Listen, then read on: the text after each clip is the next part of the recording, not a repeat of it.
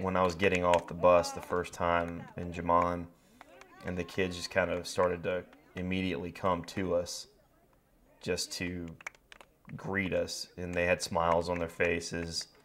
Maybe some of them were a little bit apprehensive, but for the most part, they were almost instantly ready to open up to us. They were very curious about us. I can recall once where we're sitting there just having discussions with the villagers, and the kids coming. They want to touch you. They want to see that you're real, and just experience you, I guess, for lack of a better word. At one point, one of the very little kids, I'm guessing the child was no more than 2 or 3 years old, very, very young.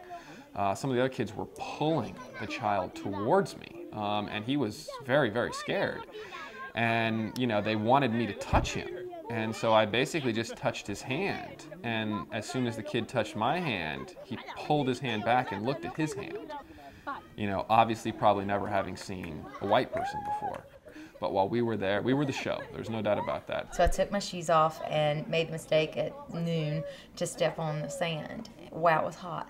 And I looked around me at the kids who were hovered outside of our tent, and 9 out of 10 of them didn't have shoes on.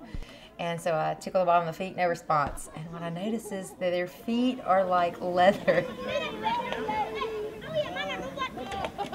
Like, what struck me immediately is how happy they are. It might have taken a little bit of time to warm up to some of them, but they're very inclined to smile.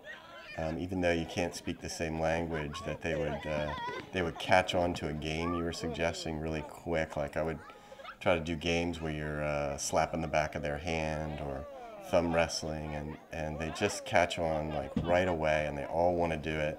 You could not play with them enough. My arms were just raw from them touching and grabbing and wanting to hold my hand, hold my arm. They were just love. They were very energetic. They do have a purity of life, and you know, I guess their needs are met. You know, they don't have multitudes of toys. They have kind of simpler things. So the way they play together, the fact that a sticker or hand game could occupy them for an hour is just amazing. They're full of joy and innocent too. We brought footballs with us, we brought soccer balls with us, we brought little koosh balls to kick around and that kind of thing, frisbees, and they loved all that stuff. And they wanted to play with it. And I didn't notice that they really had any toys of their own to speak of. The kids just seemed remarkably content, you know, especially when you consider that, you know, they probably all have good friends that have died.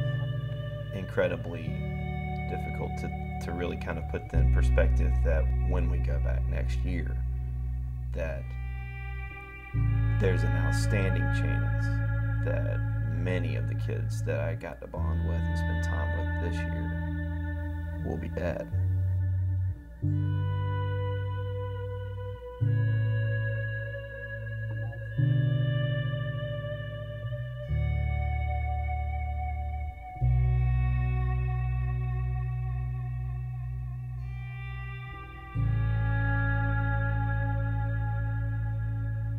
That's very sad and very humbling, especially to know that it's something that we could remedy.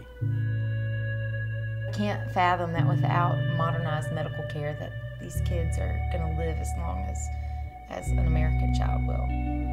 And several of the graves outside the village are for children.